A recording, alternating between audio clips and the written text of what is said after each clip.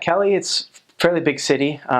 Like I said, probably like somewhere 7, 8 million. And it's kind of like a little bit southern, southwest Colombia. It's about like 4 hours from the coast, the west coast. And yeah, living there, it varies. There's richer areas and poorer areas. Obviously, in a city that big, you'll have, all sorts of different economic kind of types and circumstances. So I was only in one area. I only served in Cali once. It was my first area. I was there for 4.5 months. So I honestly don't know a super ton about Cali, but for at least the area that I was in, which was kind of a poor area, which, that's majority is poor. There are some rich areas, but that's probably like 25% of it, and then 75% is going to be kind of the poor area, which like I was in. Yeah, so the way is there, transportation, every day you just walk to your area.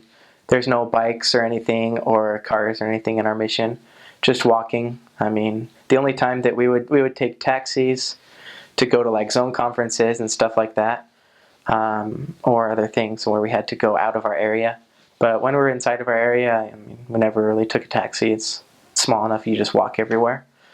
And then there's also the Mio, which is kind of the public transportation, the big one. And there's kind of the Mio stations, the kind of bus stations, there's probably like 12 or 15 of them. So that's another big way of transportation for people. A lot of people use that just because it's cheap. But it's just like, it's super slow because you have to wait for your right bus, and then it only goes to these certain places. And so, it only costs like 75 cents to get on the Mio, and then basically from there you can get anywhere you want within the city. But, doing that, we took the Mio for P-Day one time. We kind of went to the big mall there in Cali because they have like McDonald's there and stuff that we wanted to go to. We took the Mio to come back to our area, and it took us like 2.5 hours to get back to our area from where we were at, just because the Mio, it's cheap, but not fast transportation. But that's definitely an option. A lot of missionaries do that. Taxis are definitely more expensive, but if you split it up between like 4 missionaries in a taxi, it's not too bad. So that's another option. Another thing about Cali, there's a zoo there, so that was fun. We went to the zoo one P-Day. That's one of the things you can do. And then as far as crime goes, just depends on where you are. Where I was, definitely you'll kind of get to know on your mission that kind of the district Agua Blanca is kind of known as probably the most dangerous area in the Colombia-Cali mission. And even if you just ask a Colombian that you're there, like, what's the most dangerous place, that's what they'll say.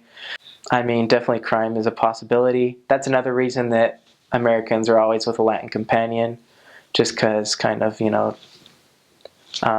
Americans makes it kind of, I don't know, even more likely for robbers and stuff like that to kind of rob you, approach you.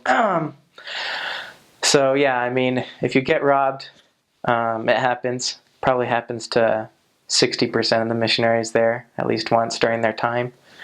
So just give them your money. That's what they'll tell you, just to keep, $10 or so in your pocket every time, So you just give them the $10, whatever, and then you're on your way. Usually it shouldn't, not anything outrageous is going to happen, They're not going to, kill you because you don't have more than $10 or anything like that.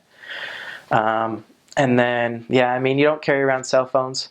Every companionship has kind of a little, Nokia phone.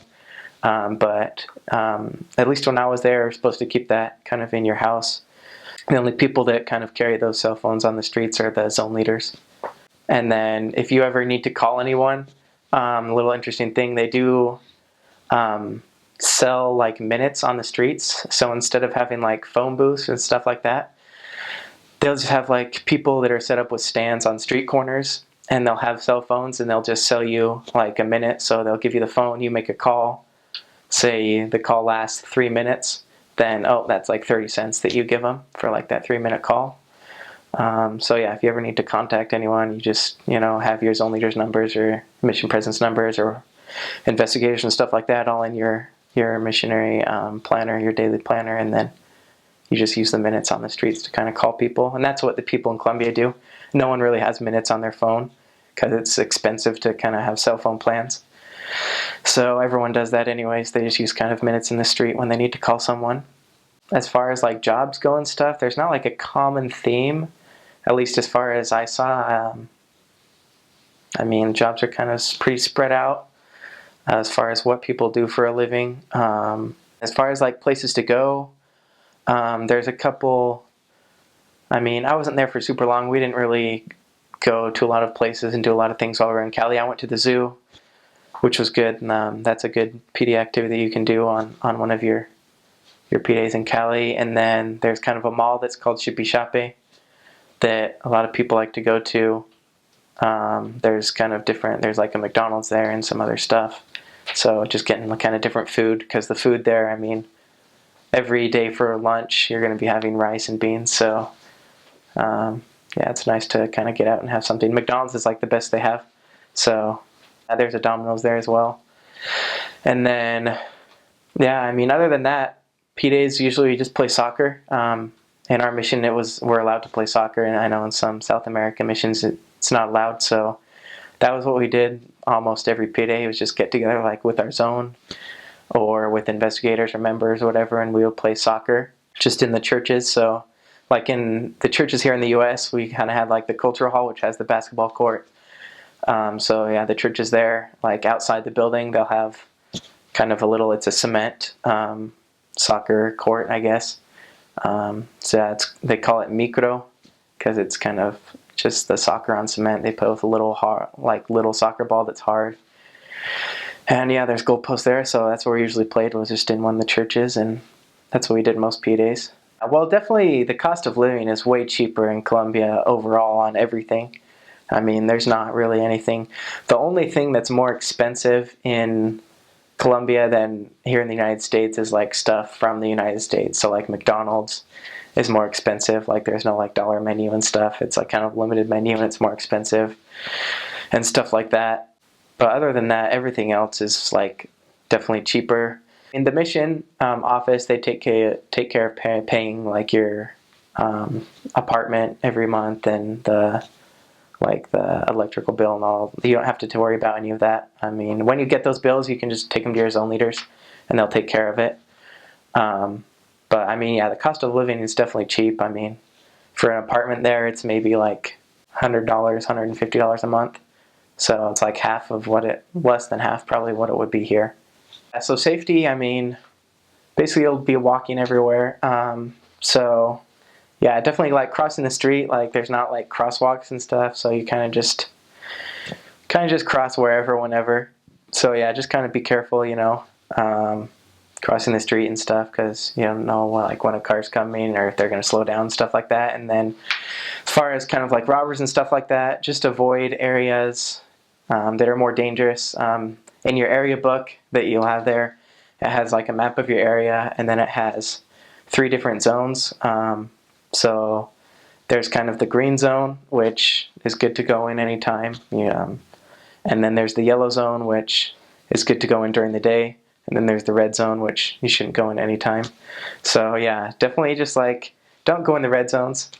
The mission, they'll tell you not to, but if you have a companion that wants to go in the red zone, just don't do it. Or like, kind of tell your zone leaders, hey, like we need to go in the red zone for this because we have an investigator there, and listen to what their opinion is, and then take a member with you if you have to do it. But yeah, just kind of stay kind of obedient to the guidelines and the areas that you're supposed to be in within your area. So yeah, all that'll be in your area book. And then, I mean, other than that, as long as you're not like drawing attention to yourself, you said like as long as you're not carrying around like a duffel bag and stuff like that, shouldn't be too much of a problem. I mean, if you go on splits and you're with 2 Americans, I know that was like a problem, like when 2 Americans would be together like on splits, and yeah, definitely got robbed a lot more often. But yeah, don't carry around stuff that you don't want taken. So